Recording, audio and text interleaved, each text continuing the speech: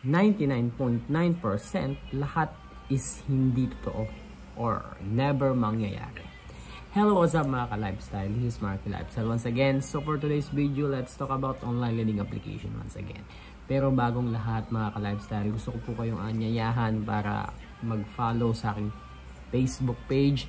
And then dito tayo sa channel natin para mas lumawak pa yung mga maabot ng channel na to. At least kahit paano marami tayong mabigyan ng ideas kung paano i-handle yung stress nila against sa kanilang mga online learning application. Dahil lahat po ng mga information na binibigay natin, sinishare natin against sa mga online learning application is based sa aking experience, based dun sa mga biktima ng online learning application. Syempre pinag-aaralan natin, then sinishare natin kahit paano mapagaan natin yung mga lugmok na talaga, hindi na talaga alam yung gagawin. Kumbaga meron ng anxiety, depressed na, kung ano-ano na lang talaga yung ginagawa nila para lamang makaahon or yun, maibsan yung problema nila sa kanilang mga online learning application.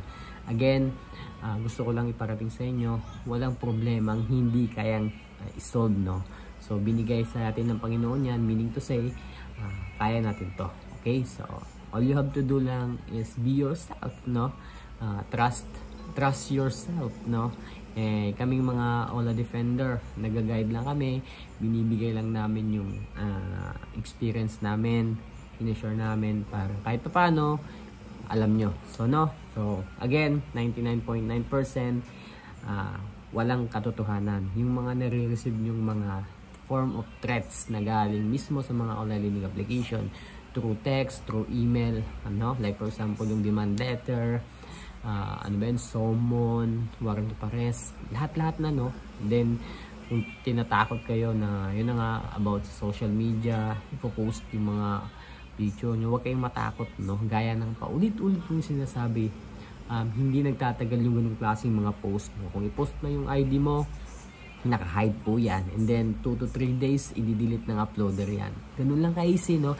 Takot din po yan sila ma-trace ng NBI kasi as far as I know, meron na mga agent ng NBI nagmo-monitor sa mga online learning application company kasi alam naman natin napakaraming complaints nito. Kahit pumunta kayo sa mga NBI malapit sa inyo, maraming complaint lahat ng online learning application kasi minumura nila, then yung form of threats nila is talagang hindi talaga aya-haya.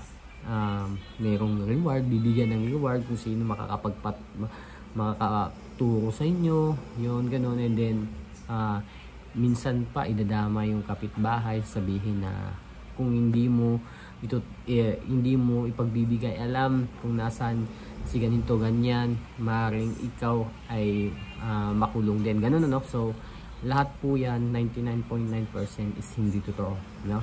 Walang nakukulong sa utang, especially pag yung utang mo isa online lending application. Never po, no? Kasi actually sila po talaga yung mga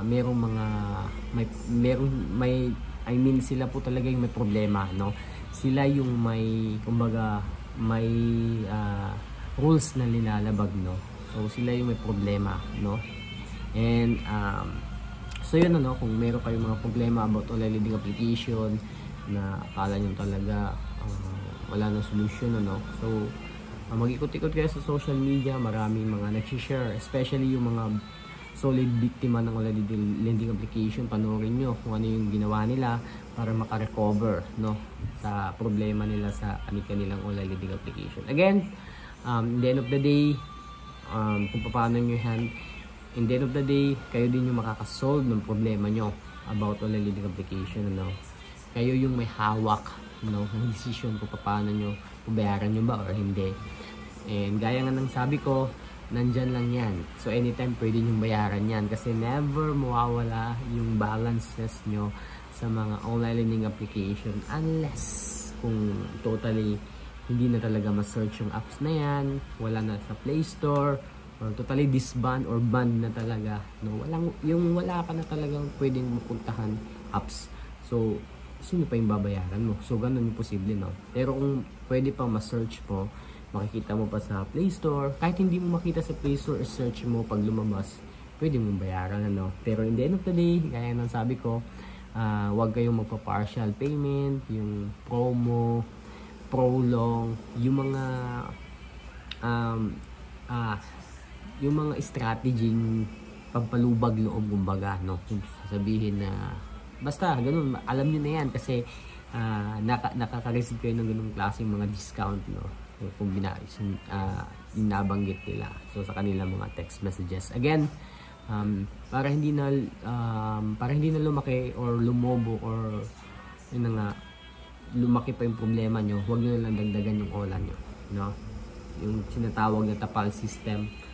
Kasi the more na naglo-loan kayo sa ibang online lending application, then binabayad nyo sa ibang online lending application, hindi nyo namamalayan na napapasok na I mean, lahat ng mga contacts nyo sa phone nyo is kung saan sana napupunta, no? Kung napapansin nyo, no, yung mga numbers na nagte-text sa inyo, nakaka-receive kayo ng mga basta like for example, yung mga games, mga promo games na re-receive nyo, kasi nga yung numbers nyo, kung hindi man kayo yung nag-loan, ginamit, kumbaga ginawa contacts, that's why yun, nakaka-receive kayo ng mga nonsense na mga text galing from different games, no, na promote. I mean, yun na nga.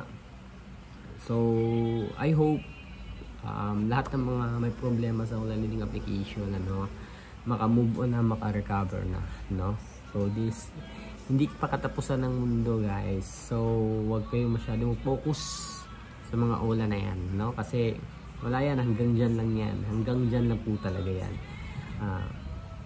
Continue lang.